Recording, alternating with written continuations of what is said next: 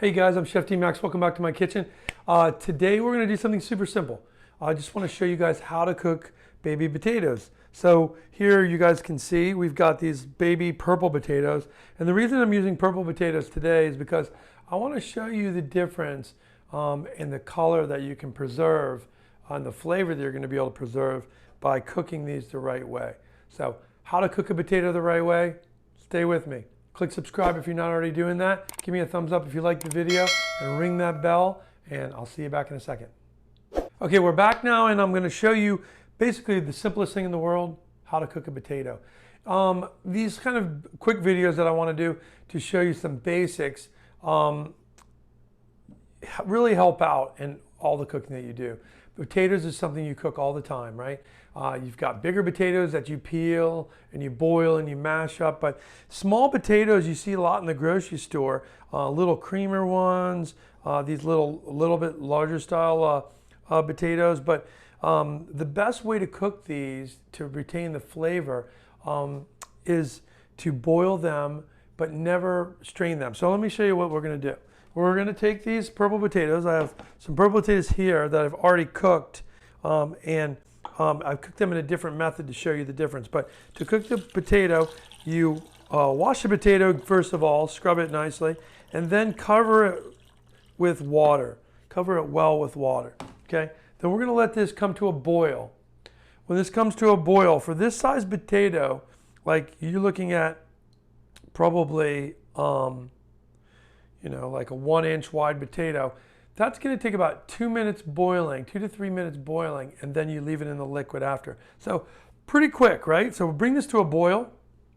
Once you see it boiling, put a timer on for three minutes, okay?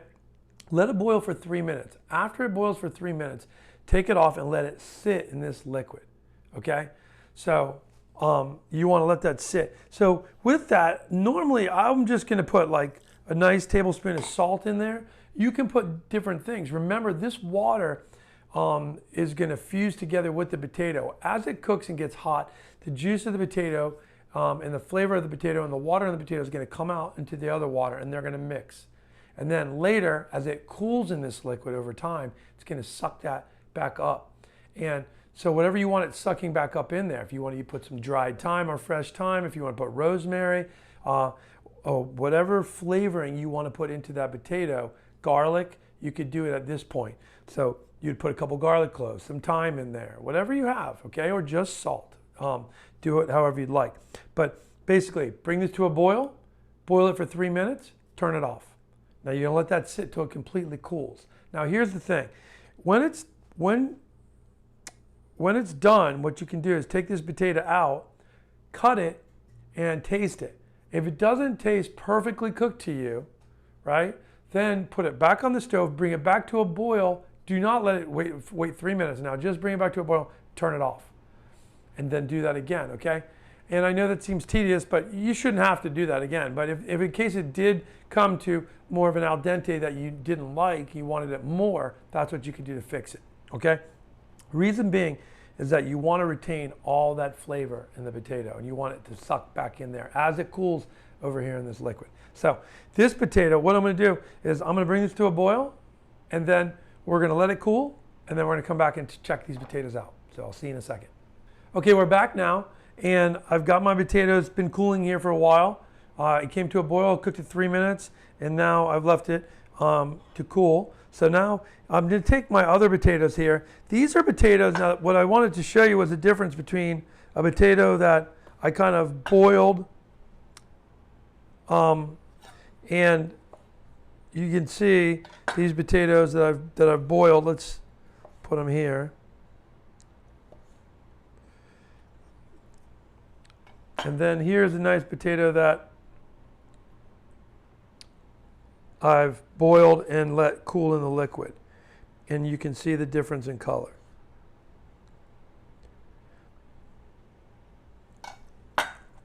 You see how this potato, the smaller potato here, is more denser purple, and this one is lost a lot of its color from the center of the potato?